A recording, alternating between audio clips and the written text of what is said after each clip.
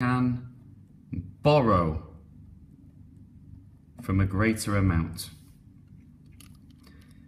So from the 5, I'm going to borrow 100, which leaves me with 400. Now I'm going to take that 100 that I took and I'm going to put it here. Now this makes sense because 10 tens is 100. So even though I've borrowed it, all I've really done is just moved it from here to here. Now the thing is, when we're doing subtraction and when we're doing solving, we need to work out from right to left. And at the moment, I still can't take away 5 from 0. So I'm going to borrow one of the 10s from here and move it to here. So I cross out the 10 and I put my 10 that I've just borrowed here. How many have I got left here? 9. And we must write that down. It's important to check. Now I can solve the sum. Not the sum, the calculation. So what's 10 take away 5? The answer is 5. What's 3 from 9? 9 take away 3. The answer is 6. Let's just double check. I've got 9, I'll count back 3. 9, 8, 7, 6. There's the 3. And there's the answer. And what's 4 take away 4? Well, the answer is, of course, 0. And therefore, the answer I get is 65. 65p. Which is the same as saying £0, 65. It's like 65 dirhams in trying to make up 1 rial. We haven't quite got to a pound, so we haven't got any pounds yet, but we do have 65p. So we use a decimal point right there. But we can just say 65p.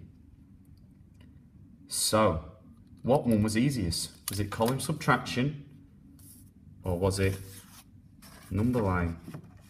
Well, you decide, but I kind of think that number line was easier here, and that's why we need to know multiple methods. And that's going to be the focus of our learning next week in maths. Which method should we choose to help us solve problems like the one we have here? So, let's just do, finally, how did we solve this calculation? Number 1, we converted from pounds to pence. Number 2, we added items together in their component parts. What does that mean? Well, first of all, I added the 2 notebooks together before adding the pen. And that's what number 3 is. Add them all together. Your 2 notebooks and your 1 pen. And then number 4, subtract, which means find the difference or take away from £5. Guys, use Rucksack to help you. If you use Rucksack, you should be able to solve the calculations. Let's go through it together. Read the question. Understand it. Work out what vocabulary is being used. Choose your methods, because sometimes it's easier to use a number line than it is column subtraction. You can then solve the answer, and then once you've done the answer, write it down onto your sheet, and then finally go through and check. How do I know this is right? Well, because we've done it in multiple ways. We used column subtraction, we used the number line, and previous to that, we used the column method, and we also checked it by using the expanded method.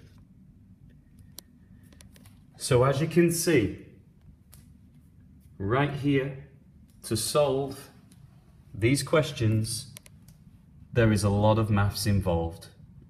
So take your time, do not rush, and try to get it right.